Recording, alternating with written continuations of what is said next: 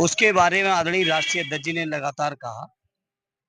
ये घटना मैं समझता हूँ जितनी निंदा की जाए उतनी कम है और समाजवादी पार्टी ही नहीं बल्कि पूरे देश के लोग एक हैं आज और सभी लोग चाहते हैं कि कठोरतम कार्रवाई हो। अब ये सरकार की जिम्मेदारी बनती है वो कार्रवाई करे और आदरणीय राष्ट्रीय अध्यक्ष जी ने कई मौके पे इस बात को कहा है, सर्वदलीय मीटिंग में भी कहा है, प्रेस के माध्यम से भी कहा है।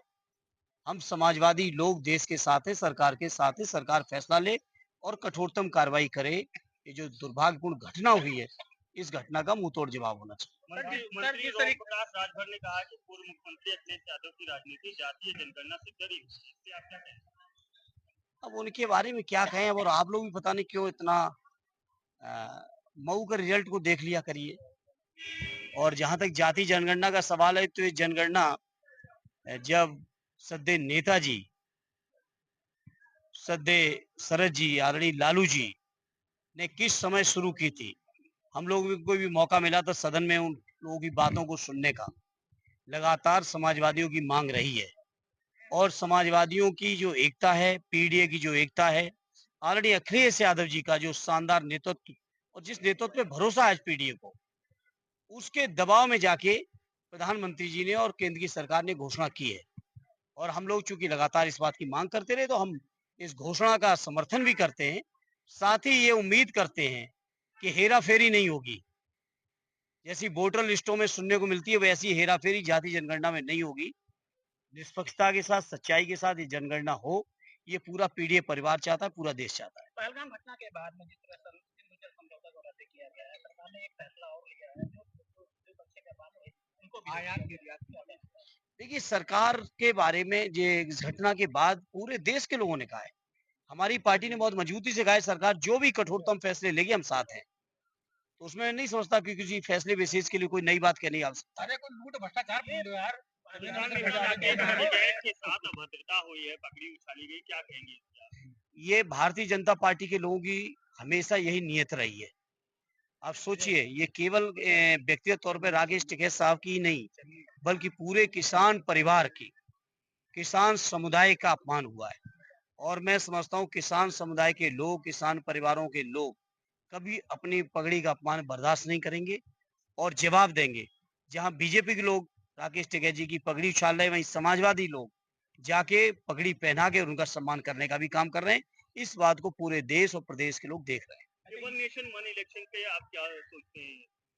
ये पूरी तरह से भारतीय जनता पार्टी की तानाशाही फैलाने का एक षड्यंत्र का एक और हिस्सा है।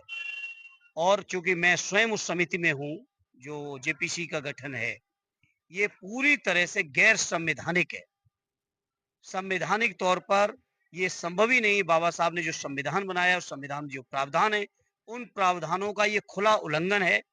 प्रांतों के जो हक, अधिकार, स्वायत्तता है, उसके ऊपर पूरी तरह से कुठाराघात है।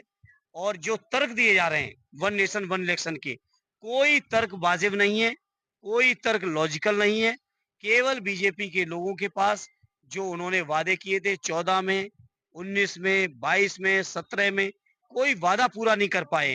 ये देश के लोगों के सामने से चर्चा को डाइल्यूट करने के लिए इस तरह की चर्चाएं कर रहे हैं।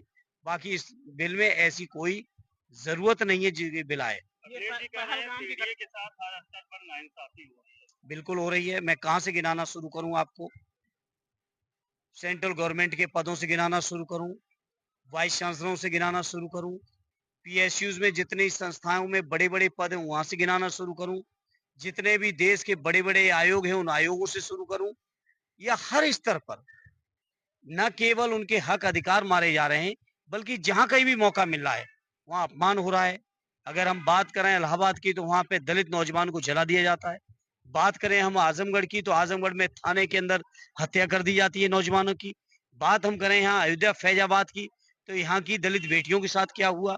हर स्तर पर पीडीए के साथ अन्याय हो रहा है। वहीं हमारे नेता आदरणीय रामजी लाल सुमन जी को जान से मारने की लगातार धमकियां दी गई। आदरणीय राष्ट्रीय अध्यक्ष जी जब उनके समर्थन में उतरे, आदरणीय सुमन जी के समर्थन में, तो उनको भी जान से मारने की धमकियां दी जा रही। तो ये बीजेपी के लोग, ये सामंती लोग अगर ये सोचते हैं कि पीडीए के लोगों को दबा लेंगे, तो अब दबने वाले पीडीए वाले नहीं है। पूरी एकता के साथ, पूरी मजबूती के साथ अपने मुद्दों पे लड़ रहे हैं और हमारी लड़ाई का ही परिणाम है कि इनको जाति जनगणना की घोषणा करनी पड़ेगी।